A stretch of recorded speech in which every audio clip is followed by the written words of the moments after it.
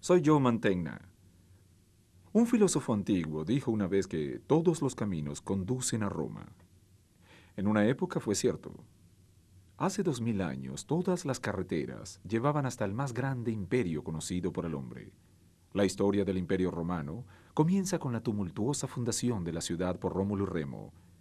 Continúa con el ascenso de Julio César, Antonio y Cleopatra, Espartaco y otros. Prominentes personajes nacieron en una civilización marcada por el esplendor, el valor y la crueldad. Esta noche les presentamos la era de los emperadores.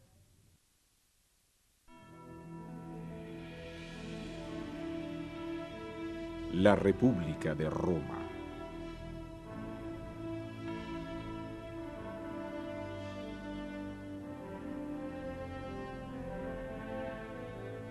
Fueron los hombres y mujeres más talentosos de su época, poderosos, apasionados y obstinados. Durante más de un milenio gobernaron el mundo occidental, venciendo enemigos, construyendo opulentas ciudades y viviendo una vida de decadente grandeza. El Imperio Romano ha alimentado las fantasías del mundo moderno. Hollywood ha recreado los ostentosos palacios romanos y la vida de ese pueblo. Sus crueles y sangrientas conquistas y su sensacional vida de lujuria. Remember. I want you to forget me, please. Forget? How? I can never be more far away from you than this.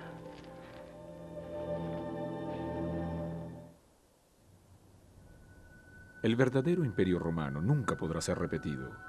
Esta antigua civilización abarcó 3 continentes, desde Gran Bretaña hasta África del Norte, cruzando la Europa occidental, parte de Asia, el Medio Oriente y más allá. Fue un imperio que sentó los patrones de la arquitectura, las leyes y el poderío militar. Pero fueron los propios romanos quienes personificaron el poder y la gloria de uno de los más florecientes imperios del mundo.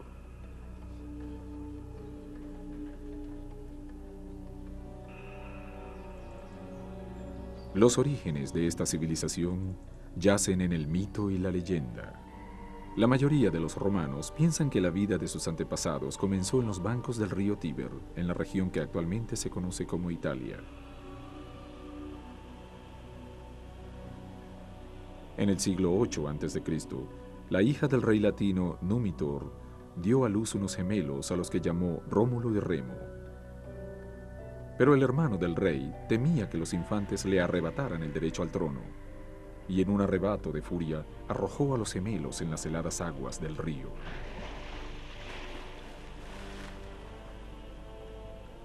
La leyenda dice que los gemelos luego fueron salvados por una loba, la cual los amamantó para que no murieran de hambre.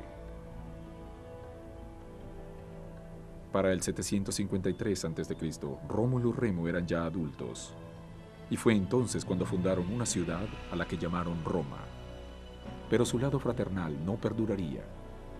Durante una disputa familiar, Rómulo asesinó a Remo, convirtiéndose así en el único gobernante de Roma. Con el tiempo, los seguidores de Rómulo se establecieron en una de las 7 colinas y construyeron una nueva ciudad. We're here in the Palatine, the edge of the Palatine, overlooking the river, the Tiber River, with the Capitoline Hill to one side and the Aventine behind us. And the site of Rome is a function of the relationship between the river and between the various hills around it. The river controlled the crossing, any trade that was going north-south. The hills provided a naturally fortified place where people came together to put their communities up here on top of the hill. En la antigüedad, Italia era una región con una gran diversidad cultural. Varias tribus como los griegos, los sabinos y los latinos, con el tiempo se fusionaron y dieron origen a una sola raza, los romanos.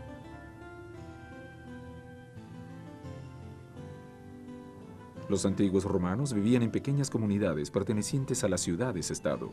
La mayoría de estos pueblos vivían y trabajaban juntos y eran gobernados por reyes de las familias más ricas. Pero 50 años después de que Rómulo fundó la ciudad, una creciente tribu conquistó las comunidades fraccionadas e iniciaron un gobierno monárquico. Eran los etruscos. Los etruscos eran un pueblo sofisticado que creó exquisitas pinturas y cerámicas. Asimismo, construyeron elaborados sepulcros, ya que creían en la vida eterna después de la muerte. Pero los etruscos también eran gobernantes brutales, que sembraban el terror en los demás pueblos de Roma. En el 509 a.C., después de 200 años de hostil opresión, un grupo de aristócratas romanos derrocaron la monarquía etrusca. En su lugar, establecieron un nuevo gobierno, la República de Roma, una república que se desarrollaría más allá de cualquier gran sueño. Este fue el nacimiento de una nueva era que acabó con los días de los reyes tiranos y en la cual el gobierno no estaría más en manos de una sola persona.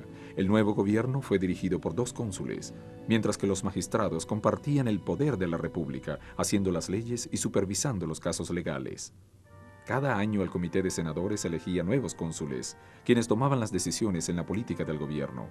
Los senadores, a su vez, eran elegidos por el pueblo.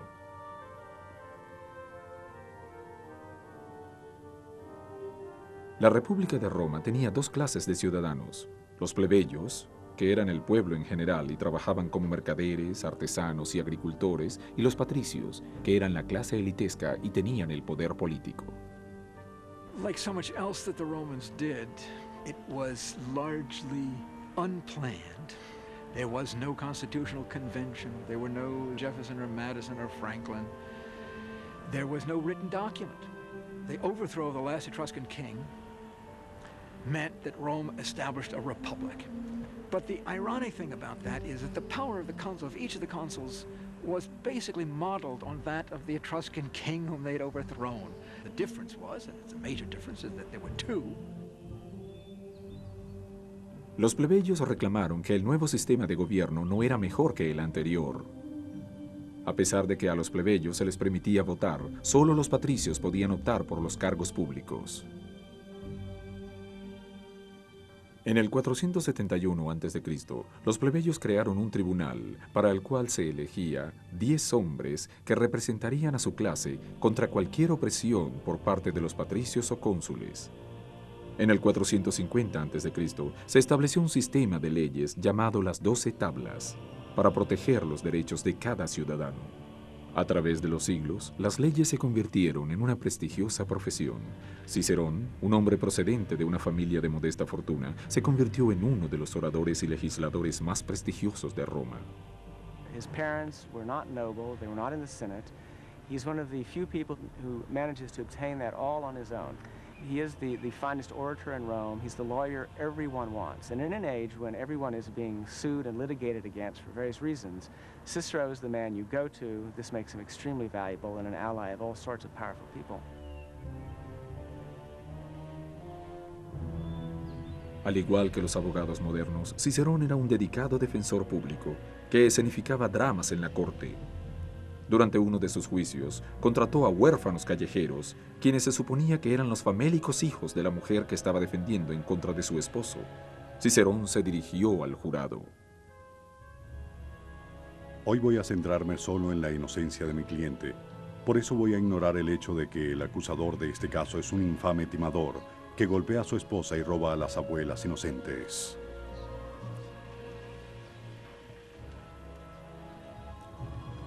Los hábiles abogados demostraban sus métodos ganando casos legales, pero la mayoría de los hombres romanos demostraban su valentía en los campos de batalla.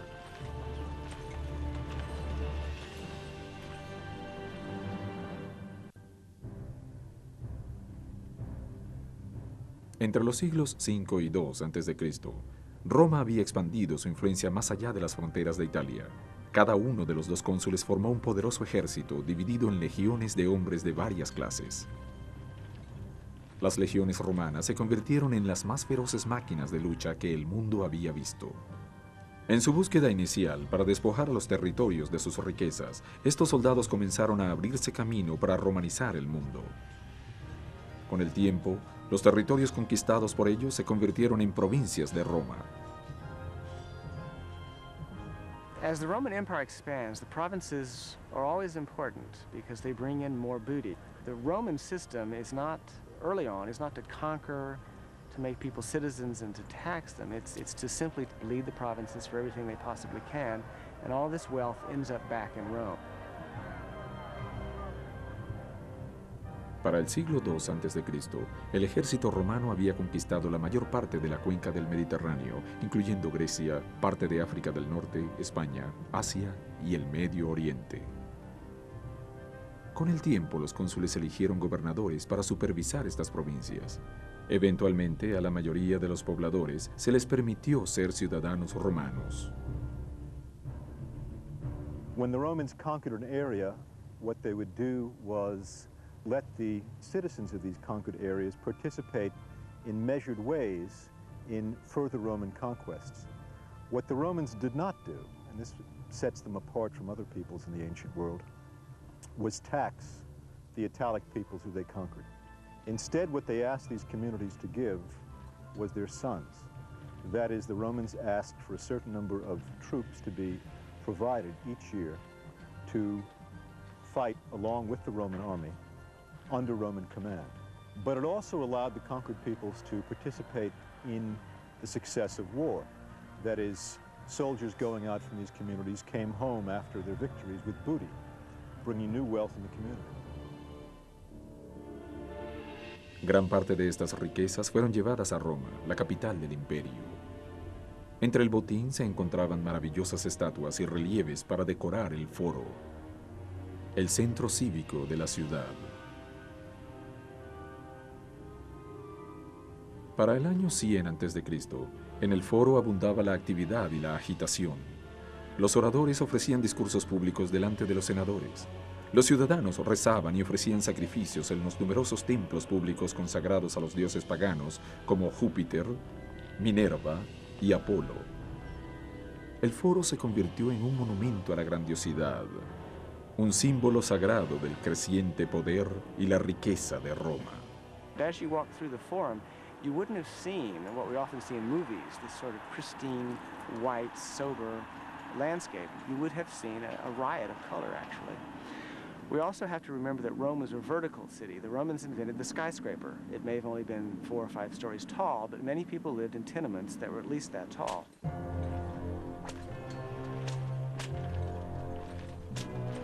Para construir estas poderosas ciudades, Roma necesitaba mano de obra. Mientras que muchas personas de los territorios conquistados se convirtieron en ciudadanos, muchos más fueron vendidos como esclavos. Miles de estos esclavos fueron educados para ocupar posiciones seguras como filósofos, músicos, bailarines y maestros. Pero decenas de miles más fueron forzados a realizar duros trabajos manuales. I'm standing in front of the quarries at Syracuse, which are one of the largest stone quarries from the ancient world. The quarries were cut by the strokes of human hands, and each hand belonged to a slave.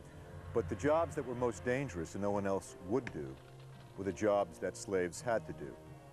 These were places where people worked and were worked to death. Whenever we think about classical antiquity, whenever we think about what was produced, the wonderful buildings and literature, we must realize that all of this was based upon slave labor. And it's appropriate that in front of the quarries we have a capital carved from stone. So in one sense you can see the architectural glory of the classical world, but we must always remember that it was based upon the labor of slaves. A veces, estos esclavos podían tener todo el poderío del ejército romano concentrado en ellos. De las numerosas guerras de esclavos de la época, la más grande de todas tuvo lugar en la península de Italia. La rebelión fue instigada por un esclavo llamado Espartaco, quien era forzado a luchar como gladiador, un deporte peligroso en el que los esclavos luchaban hasta la muerte para el entretenimiento público. Al no desear seguir arriesgando su vida en la arena de los gladiadores, Espartaco escapó y gradualmente fue reuniendo a decenas de miles de esclavos para unir fuerzas. Durante 2 años, mantuvieron alejado al ejército romano y tomaron la campiña italiana. Spartacus's slave revolt, I think, is very important in the way that Romans think about slaves. It was the most dangerous of the slave revolts. It took 2 or 3 Roman legions to suppress it, and it reminded the Romans that those slaves who peopled their household, against whom they passed, rubbed shoulders in the street, could, and perhaps wanted to, murder them in their beds. The Spartacus slave revolt is an enormous trauma for Republican Rome. This is an enormous embarrassment and humiliation because the idea of a slave army beating a Roman army is unthinkable in Rome. Para salvarse, los cónsules romanos enviaron a 2 de sus más renombrados comandantes para dar caza a los rebeldes. Craso, un acaudalado y maduro general, y Pompeyo, un talentoso guerrero cuyas conquistas militares le valieron el nombre de Pompeyo el Grande. I think once you've been named the Great at the age of 25, I think that probably defines your character for the rest of your life. He was not a man who had any patience at all with the forms of the Senate. He didn't come from a noble family, so that he actually had to have friends make cheat books for him as to how the Senate worked and the procedure. En el 72 a.C., Craso, con la ayuda de Pompeyo, comandó a 40.000 hombres para dar caza a Espartaco y sus esclavos emancipados. En el curso de un año, la mayoría de los esclavos fueron acorralados y asesinados, pero Espartaco y 6.000 esclavos fueron hechos prisioneros y crucificados. Las cruces fueron clavadas por millares a lo largo de la Vía Apia, la carretera más larga de Roma. Crucifixion was a fairly common form of execution in antiquity, and it's quite clear that people would indeed live some considerable time in this excruciating agony until eventually they effectively died of suffocation, because it was more difficult for them to make the necessary movements to keep breathing. So eventually they would suffocate, and the bodies would be left there to decay by the roadside as a warning to others. La revuelta de Espartaco marcó el final de las guerras de esclavos en la antigüedad. Craso y Pompeyo fueron nombrados cónsules de Roma. Su victoria les otorgó un enorme control sobre el Senado, pero con el tiempo, Pompeyo y Craso perderían su poder ante un hombre que gobernaría por completo al Imperio Romano.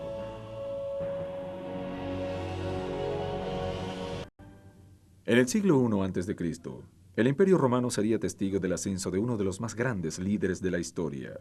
Se dijo que en la guerra nadie lo superaba y en el amor nadie lo igualaba. Con el tiempo, su nombre simbolizaría el poder absoluto.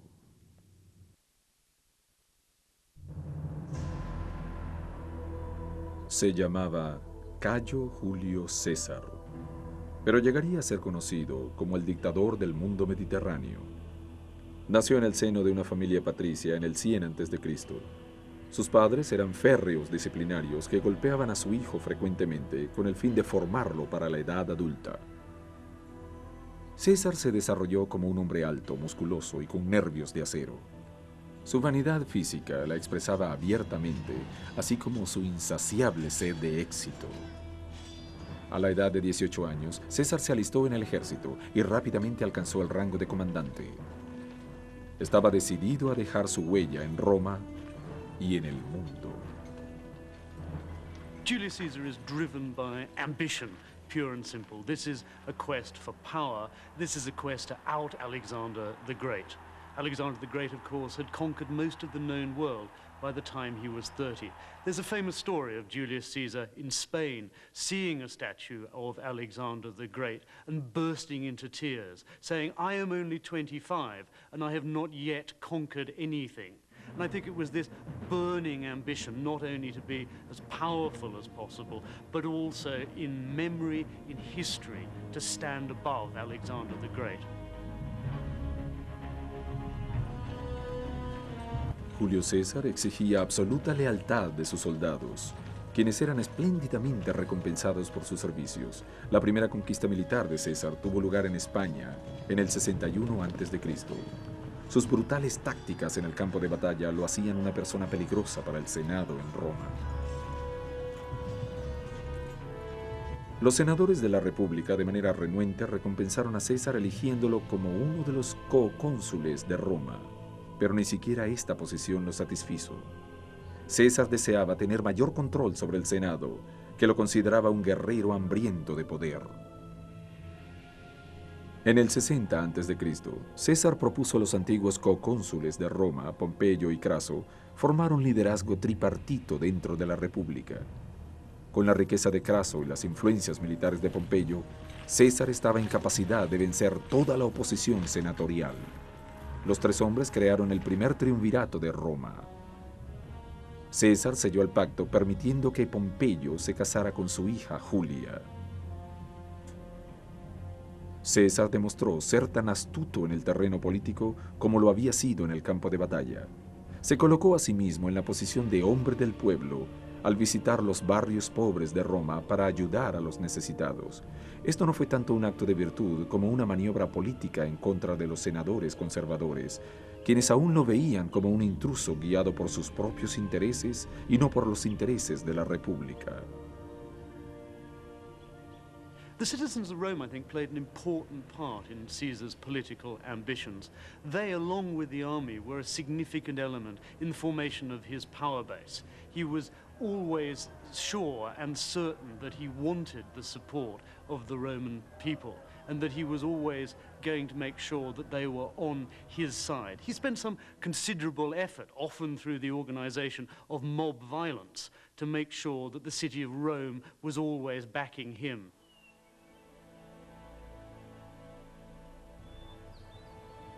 Los tres gobernantes gozaron de iguales derechos sobre el imperio. Luego de finalizar su período de un año, Craso y Pompeyo siguieron caminos separados, pero César utilizó sus influencias políticas para hacer su voluntad. Convenció a los nuevos cocónsules de Roma de que le proporcionaran un ejército lo suficientemente numeroso para conquistar la maciza región de las Galias, actualmente Francia. Durante 9 años, entre el 58 y el 50 a.C., César se internó con algunas legiones en las Galias, venciendo a la oposición. Durante su travesía, César y su ejército se hicieron extremadamente ricos, tomando el oro de los territorios ocupados. But the toll in human suffering was enormous. Caesar was responsible for the death or enslavement of over 1 million persons. The Romans had never been easy undefeated enemies, but Caesar took it to a new scale. So if we look at Caesar as one of the great men of history, we must also consider him one of the great killers of history.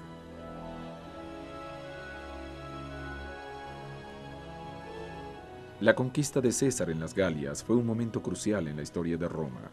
Ahora él contaba con el ejército y las riquezas necesarias para derrotar a cualquiera que se le opusiera, incluyendo a sus viejos compañeros Craso y Pompeyo, quienes estaban envidiosos de su éxito. Craso finalmente sería asesinado en la batalla de Carres, mientras luchaba contra los partos. Su cabeza luego sería expuesta durante un festival griego por el rey de los partos.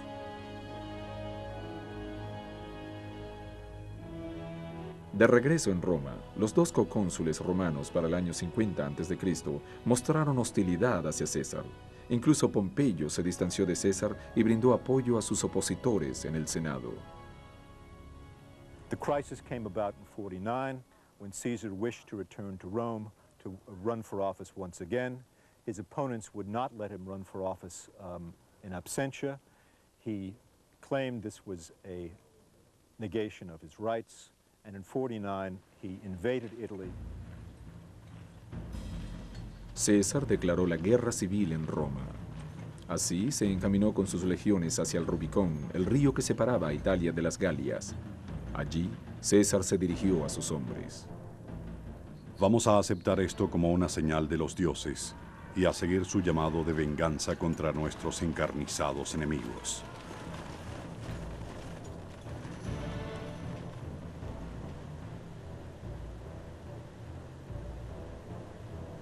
En el 49 a.C., César cruzó el Rubicón y tomó el control de Italia.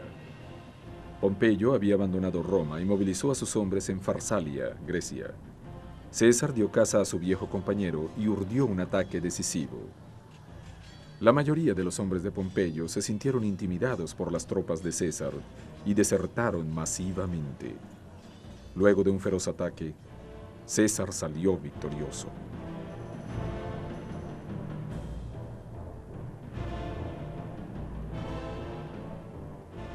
Pompeyo, quien había sobrevivido al ataque, fue a Egipto, con César al acecho.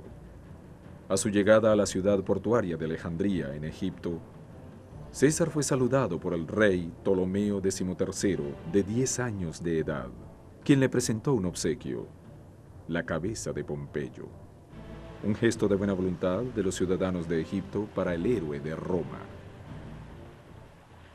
Egypt was an enormously wealthy place, very, very much worth having, but in political anarchy. For many, many years, the Romans left it that way. They left it that way because they didn't trust any particular Roman aristocrat to go out there and deal with Egypt. It was too rich and too dangerous. Caesar, when he got there, saw what the situation was and decided that he would stabilize the country. Egipto estaba buscando apoyo militar de Roma, pero César estaba más interesado en otro tipo de alianza. Pronto se involucraría en una sociedad con la hermana de Ptolomeo. Su nombre era Cleopatra.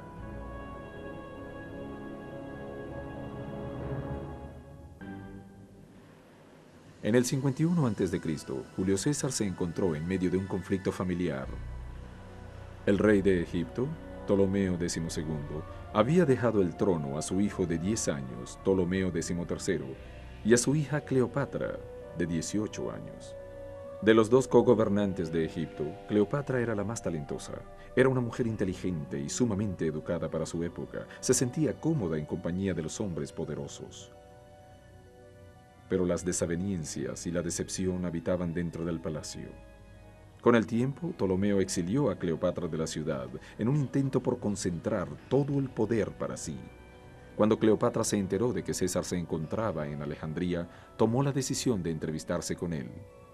La ciudad aún estaba en las hostiles manos de los consejeros de su hermano, por lo que la reina regresó a Alejandría oculta dentro de una alfombra oriental. El César de 50 años de edad quedó impresionado por la astucia e inteligencia de la reina de 18 años que se presentó ante él. Los dos formaron una nueva alianza y vencieron a Ptolomeo y a sus seguidores.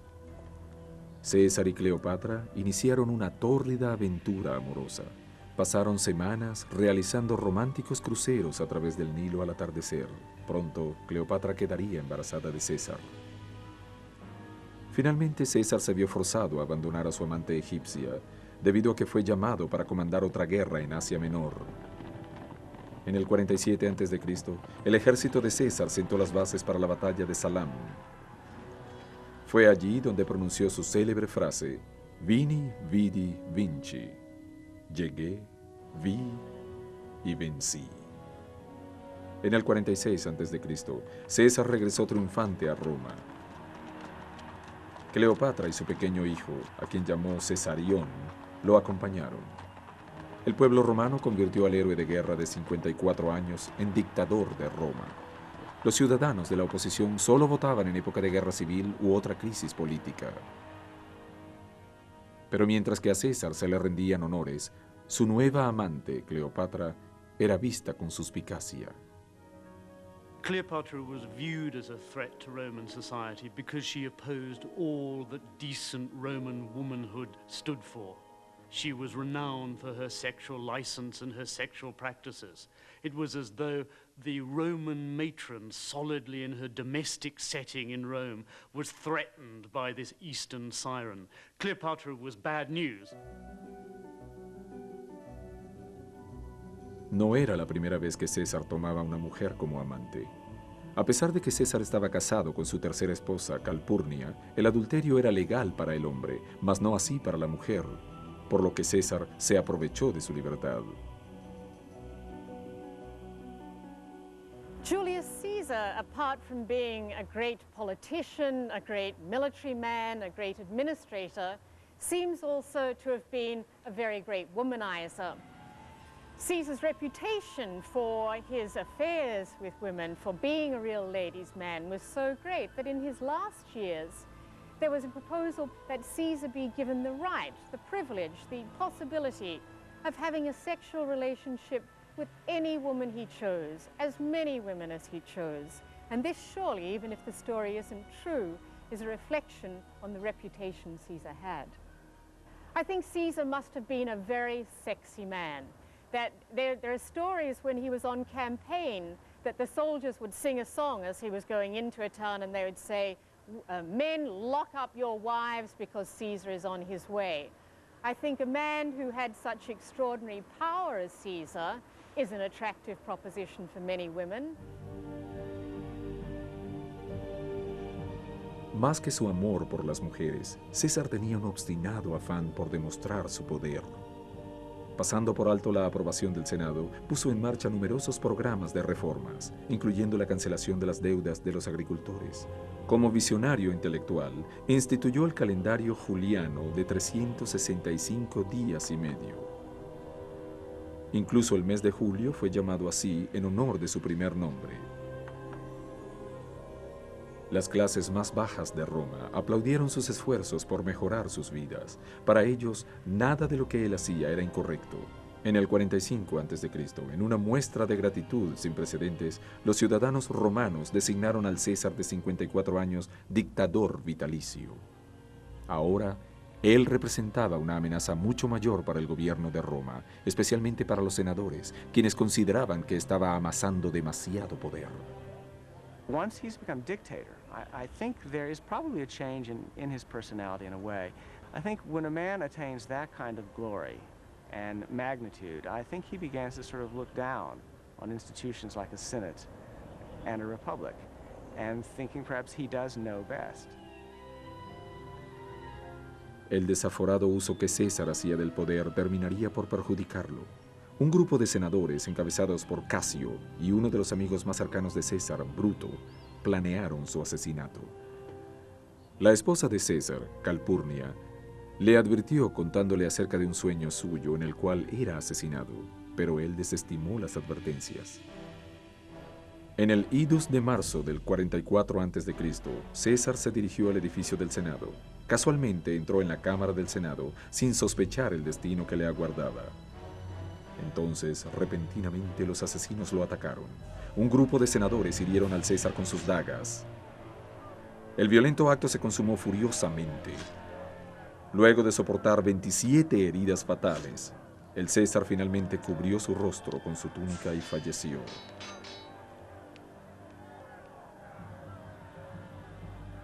La noticia del asesinato del César produjo un caos en las calles de Roma. Los asesinos salieron del edificio del Senado gritando ¡Libertad! Pero los seguidores del César estaban furiosos con el asesinato. Marco Antonio, el suplente del César para la época, hizo una emotiva súplica ante el pueblo romano para que honraran al líder caído con funerales públicos. Mark Antony's speech was such that the crowd, when they saw Caesar's body, rioted, grabbed his body, and decided to cremate it themselves. So they took it down here to the other end of the forum and cremated the body right on this spot. Soon afterwards, a popular cult grew up around the spot where the body was cremated. A monument was raised, and if we walk in, we can see the remains of the altar, which to this day is venerated by Romans, or at least some Romans. Flowers are placed in the grave, particularly celebrating the Ides of March, by monarchists who revered the memory of Caesar the dictator. Luego de su muerte, Julio César se convirtió en un ícono para los romanos, a pesar de sus detractores. Se erigieron templos en su nombre, por lo que él permaneció como sacerdote supremo o Pontif Maximus. Incluso fue considerado por algunos como un dios. Caesar symbolizes, I think, one good thing and one bad thing. He symbolizes the new political state of the Roman Empire, the idea of an empire ruled by an emperor. And after all emperors through to Justinian will call themselves Caesar. And Julius Caesar becomes something that is also very threatening to all subsequent Roman emperors. They remember that in that drive to become a monarch, Julius Caesar was brutally assassinated. That image hung like a dark cloud over emperors for the next 6 centuries. César ayudó a romanizar el mundo, pero también dejó una gran agitación dentro de la República Romana. La confusión que dejó en el Senado trajo como consecuencia una especie de letargo en el gobierno. También existía el problema de la creciente población romana. La República necesitaba desesperadamente un nuevo líder.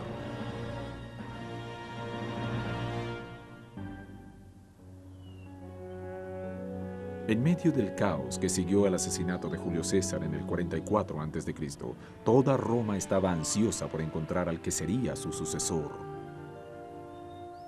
Cleopatra había dado a luz el único hijo del César, Cesarión. Marco Antonio, el suplente del César, se preparaba para tomar posesión del cargo. Pero aún después de muerto, César había dejado su huella en la política de Roma.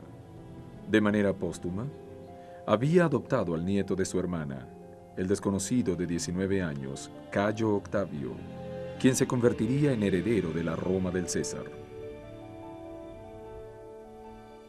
He only found about his adoption when Caesar was assassinated because it was in the will. It took considerable courage to come to Rome to claim his inheritance, but come to Rome he did, and he immediately began politicking, insinuating himself with the troops, playing a double game against Mark Antony in the one hand and against the conservatives in the other. So you have a fellow in the person of Octavius who began his career as a young demagogue, managed through a name alone to gain control of an army. Octavio, mejor conocido como Octaviano, era un adolescente consentido, físicamente débil, que no tenía la experiencia para ser jefe del gobierno romano. Tuvo que enfrentar la oposición inmediata de Marco Antonio, un valiente comandante militar que había probado su lealtad al César en algunas batallas cruciales. Sin embargo, Antonio tenía también un lado imprudente. Antony had a tremendous reputation for very, very wild living. Wild orgies, drinking parties, all-night revels, sexual activities with both men and women.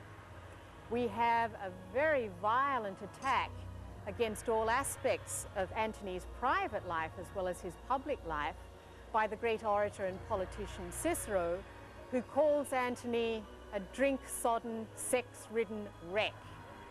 One particular incident where Antony had a meeting, a political meeting in the morning.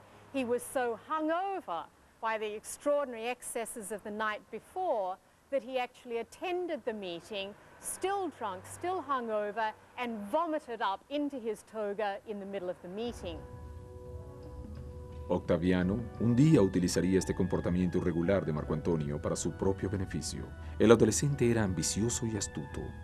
Comprendió que necesitaba hacer una alianza con Marco Antonio para así obtener todo el poder sobre el imperio.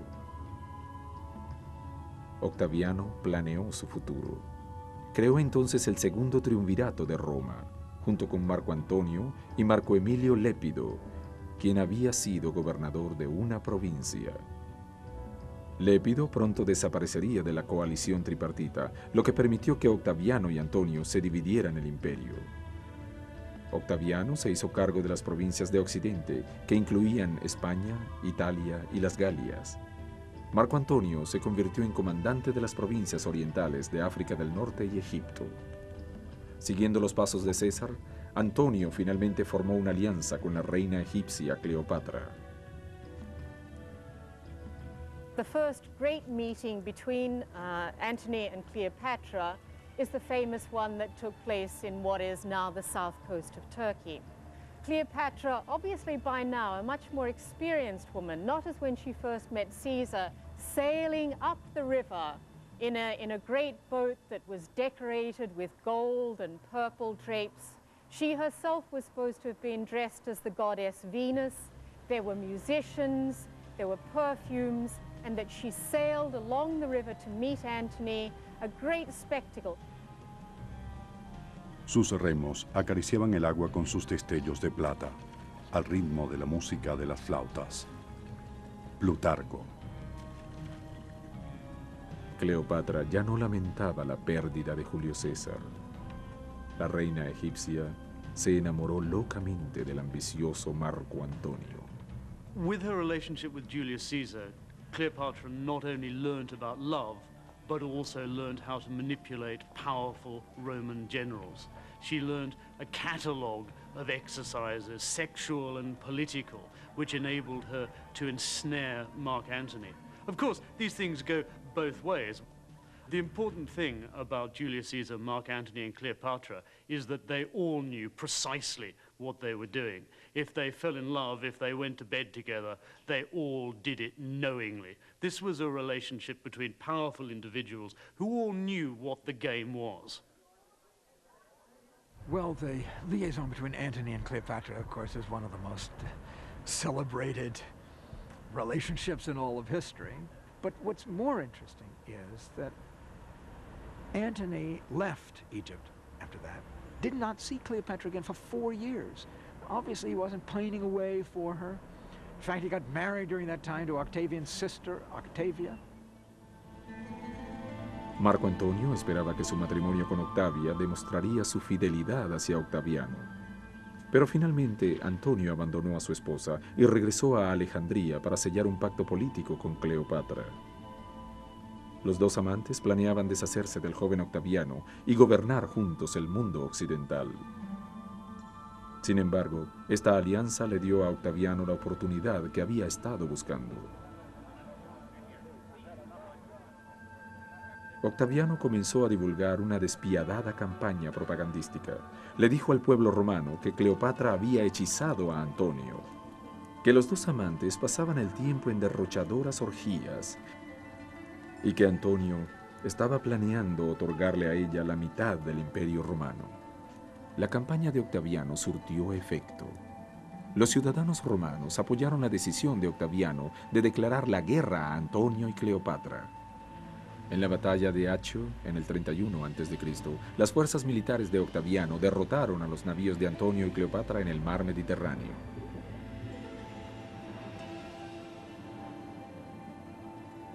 Los amantes lograron escapar ilesos de la batalla naval y se replegaron a Egipto.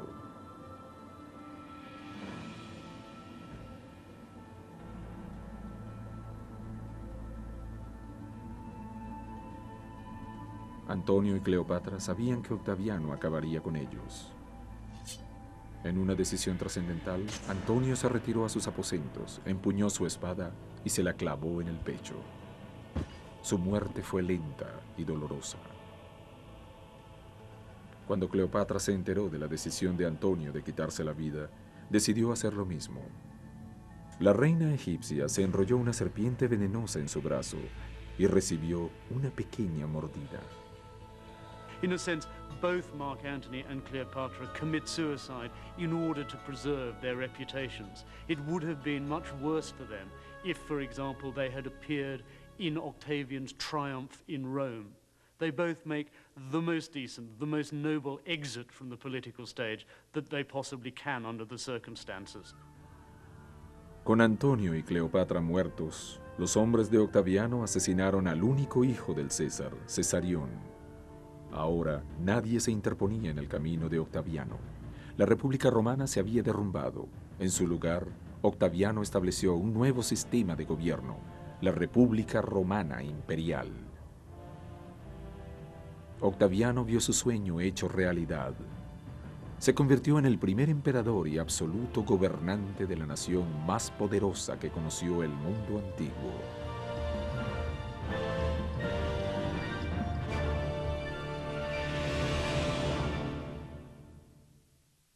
El ascenso de Octaviano al trono imperial representó un dramático cambio. Él recibió un nuevo título, Augusto, que significa semidivino. Para el pueblo romano, Augusto fue lo más cercano a un dios en la tierra. Su poder y prestigio impulsaron al imperio a una era dorada, una época de infinitas posibilidades, cuando ser romano lo era todo. Los acompañó Joe Mantegna.